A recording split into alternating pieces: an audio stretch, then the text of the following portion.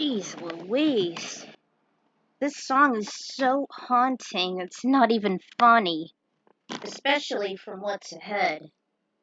Welcome back to another episode of Sleepy Hollow, the missing episodes. Last time, Team Witness was finally able to escape from hell, along with Lucifer, in which Ichabod has already broken the chains over him.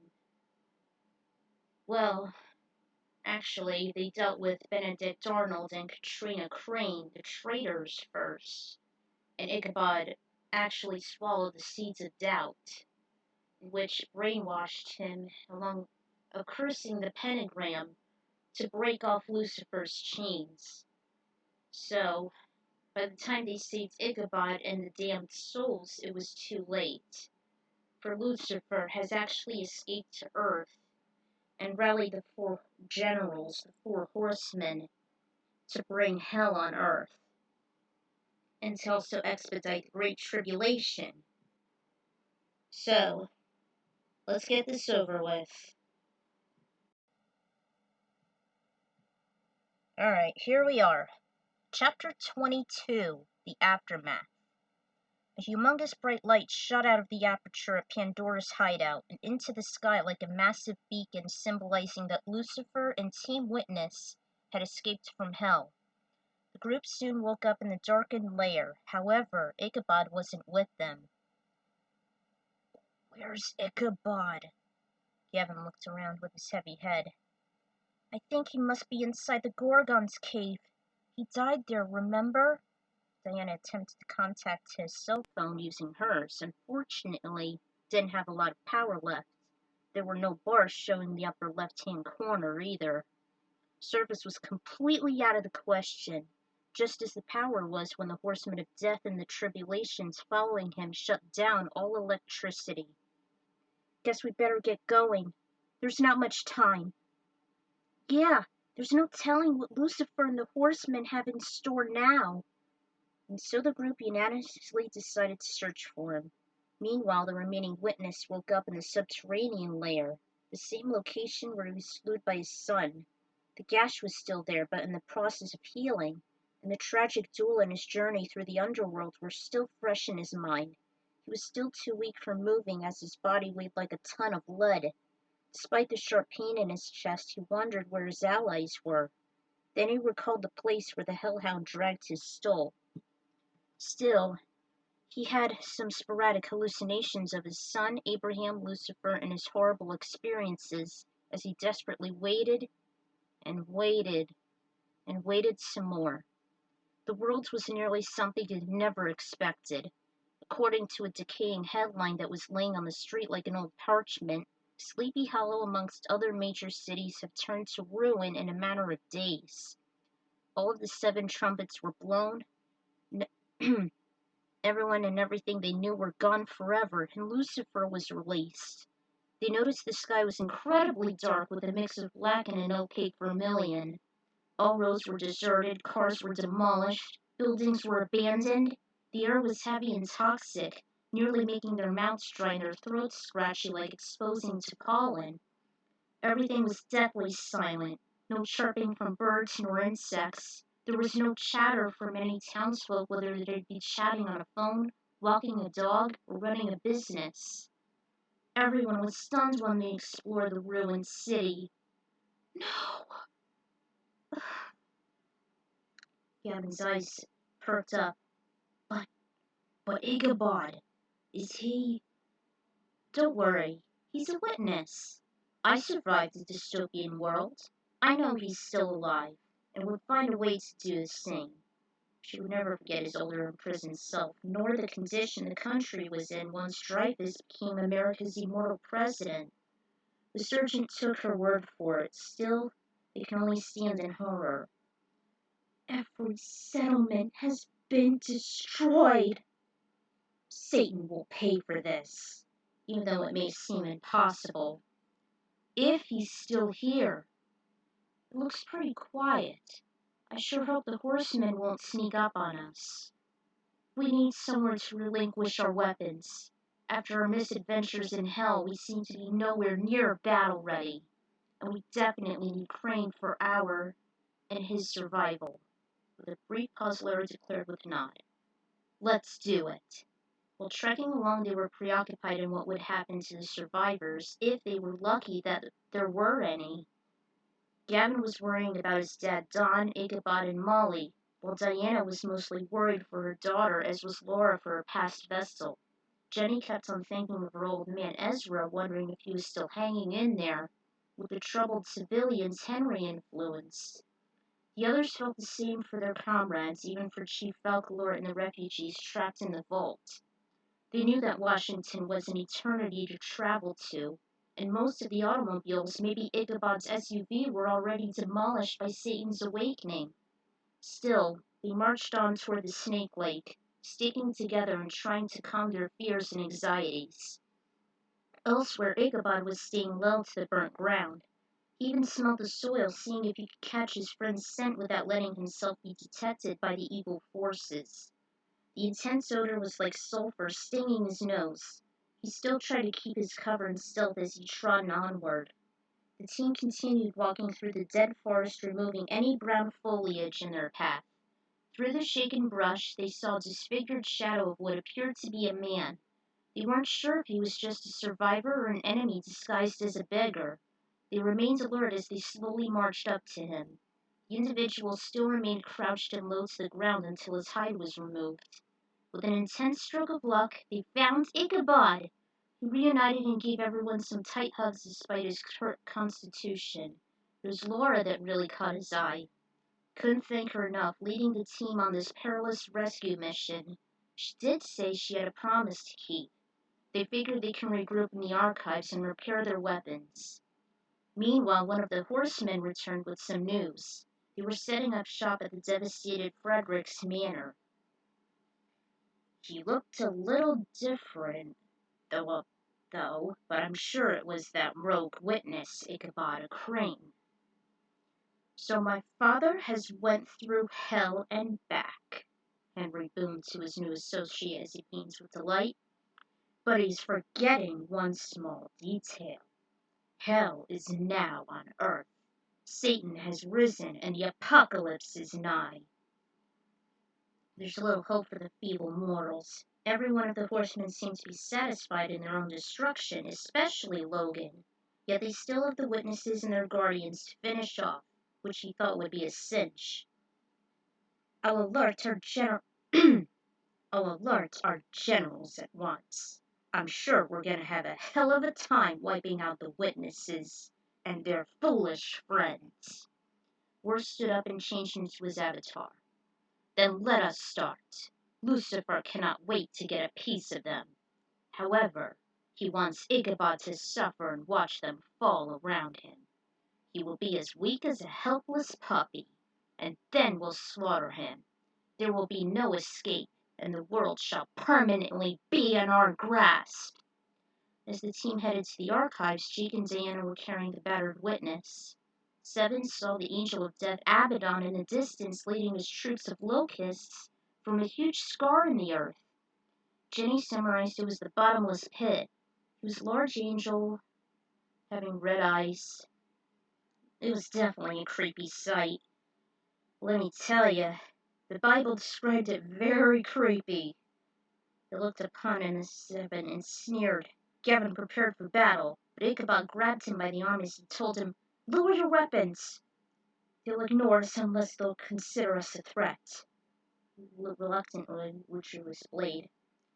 According to the Freemason, Abaddon was believed to be the destroyer translated from ancient Greek. Since he's an angel from hell, Abaddon was considered to be Lucifer, or one of the angels that fell with him. Ichabod assured his teammates he's not an enemy. He and his legion only hunt down those that don't have the symbol of God. However, they still have the seven virtues. Thus they're safe unless if they should be provoked during their 5-month conquest. 5 months? You're telling me we have to wait 5 whole months until they're done? We can't last that long. Which is why we must prepare ourselves for Armageddon, the final battle. We cannot get involved with the warring nations. We must press on. we hadn't been able to restore Crane, he could have been their #1 target. They only take down those that possess the number of the beast, or those that are just neutral. Sure hope Molly will be all right. Don't worry, Miss Thomas. She's a child witness. She'll be fine as long as we can vanquish all evil. How do we do this, Ichabod? His mind still tries to remain sharp despite his painful body. He's beginning to look pale. Come, we should head to the archives post-haste. With easy passage, since no one was occupying the neighboring offices, Team Witness had finally made it. Glass windows are shattered, debris is everywhere, hardly any light. Jenny lit a lantern, there was a rickety chair. Even though everything was tossed asunder, the former professor still had some intel thanks to his eidetic memory. Laura applied some soothing cream upon his injured chest. It was still visible, while Gavin shaded the broken windows and salted beneath the locked doors and sills. Jenny blew out the burning match and walked up to her loyal seat. Commanding officer. All right, Crane. What's the plan? Everyone drew their attention. It was no doubt he would have some extensive knowledge since he was Lucifer's right-hand man, albeit temporarily. Gathered with him in the light lantern, there was a bonfire almost like camping, except it was in an abandoned armory. This silence quiets heaven, so that it can focus on what is about to be revealed. It is the lull before the storm. The trumpets repeat themselves again and again throughout history, just as the sealed judgments do, until the second coming of Christ. English, Doc. The fifth trumpet sound is the first woe out of 3.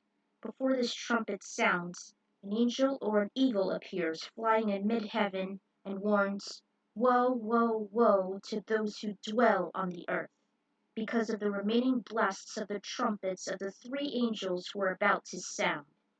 The 5th trumpet prompts a giant star to fall from heaven. The star is given the key to the bottomless pit. After opening it, the smoke that rises out darkens the air and blocks the sunlight. Then from out of the smoke, the locusts will be unleashed. Those were the horrid creatures? Precisely. They were scorpion-tailed warhorses having a man's face with lion's teeth. Their hair was long like that of a woman's and flew with locust-like wings. They had golden crowns and are protected with iron-like breastplates. They were commanded by their King Abaddon to torment any man who does not have the seal of God on their forehead by using their fatal stingers. It was also made clear to them that they must not kill anyone during their 5-month mission of torment. After the 5th trumpet blast, the 6th one sounded. This is the second woe, where 4 angels are released from their binds to the great river Euphrates. They commanded a brute force of 200 million mounted troops whose horses dissipate plague from out of their mouths, most notably fire, smoke, and brimstone. The mounted horsemen wore breastplates with the color of fire, hyacinth, and brimstone. These horses have a lion's head and their tails were like a serpent, even with a snake head. They are responsible for the deaths of a third of mankind who were stricken by the plague that emanated from those armies. So, we have both the locusts and this army to deal with? Chill, Jake. Crane said we shouldn't interfere. This isn't our fight. Right? This is not our battle. This can't. Let them do what is needed. The sound of the 7th trumpet signals the 3rd woe, the final plague. This is the last trumpet sound and the final woe. Loud voices in heaven which say, "The kingdom of the world has become the kingdom of our Lord and of his Messiah, and he will reign forever and ever." People actually thank the Almighty and praise for the wrath that came. The dead were judged and the righteous were rewarded. And then come the 7 bowls. There's more to this? When the first bowl is poured out, foul and painful sores come upon those bearing the mark of the beast and those who worshipped its image. Well, that's a relief. At least we know guilty minds would suffer the consequences. Yes, and the second bowl is poured out. The seas and the oceans will become blood, forcing everything in the sea to die, as will the rivers and the remaining sources of water once the third bowl is poured out. Then the sun causes a major heat wave to scorch the planet with fire with the fourth bowl. Indeed, Miss Jenny, after the fifth bowl is poured out, a thick darkness overwhelms the kingdom of the beast. Wait, so hell also gets darkened? That's a good one. When the sixth bowl is poured out, the great river Euphrates dries up, so that the kings of the east might cross to be prepared to battle. 3 unclean spirits with the appearance of frogs come, one each out of the mouths of the dragon, the beast, and the false prophet. These demonic spirits work satanic miracles to gather the nations of the world to battle against the forces of good during the Armageddon. Jesus says that his coming will be like that of a thief in the night, urging his followers to stay alert. And those are the wars we cannot fight. And finally, the seventh bowl. A global earthquake causes the cities of the world to collapse. All the mountains and islands are removed. Giant hailstones weighing nearly 100 pounds plummet onto the planet. The plagues are so severe that the wicked's hatred of God intensifies, while the incorrigible continue to curse at him. Wait a second. This was undoubtedly tough. Are you saying that the 7 trumpets are similar to the 7 plagues? The 7 bowl judgments are similar in nature to the trumpet judgments, but far more serious. There will be no warning when they come. In addition, there are 3 key differences between the trumpet judgments and the vials. These trumpet judgments are plagues that bring partial devastation and curses only 1/3 of nature and people, while the bowl judgments are more severe, direct assaults against humanity and nature, thus bringing more chaos on the earth than the trumpet judgments. Lastly, the trumpet judgments offer a chance for redemption and repentance, while the vial judgments do not. They're instead a direct assault on those who have taken the mark of the beast, and to those who are considered incorrigible and arrogant, thus makes them impossible to save.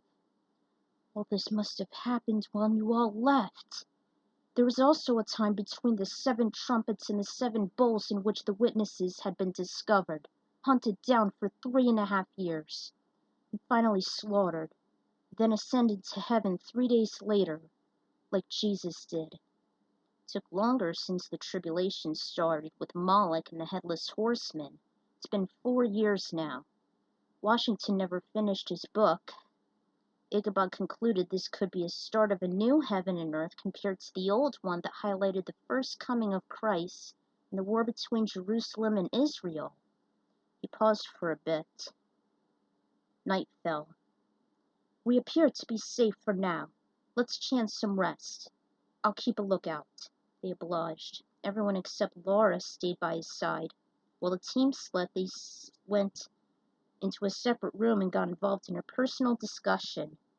Ichabod became depressed, and he noticed Laura following him, wondered why she would stick close to him after all the crises he had caused.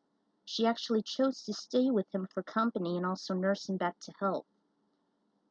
So, she wanted to be the one to comfort him after all that chaos and misery he had gone through, especially when involving the Hellhound, Katrina, and Benedict, swallowing the seeds of doubt, letting Lucifer rise and smite the earth. She can relate to him since she grew up in a devastated world, as well as siding with the enemy, particularly with Diana's and Ichabod's fate, feeding her lies, deceiving her and killing her friends. She also remembered she was about 20 years younger when she saved him from a spiritual trial, saying that even though he feels alone, he must not lose hope. He still possessed hope even though he let his friends down, even in a dark future. He should never give up on it no matter what. He still kept blaming himself. Felt he was cursed all his life. He had the mantle handed down to him by George Washington. He wished that he wasn't chosen, since he couldn't bear it. Laura assured him he was never a burden. He was all Lucifer, and the witnesses must finish their destiny as one. Their only chance was to defeat the horseman and Lucifer in order to restore balance to the world. He embraced her as he appreciated everything she did for him and their allies after all these decades of torment. Wished he could do the same if their roles were reversed. They looked deeply into each other's eyes. Their minds were racing with their hearts. And something unexpected happened. They never wanted to let each other go.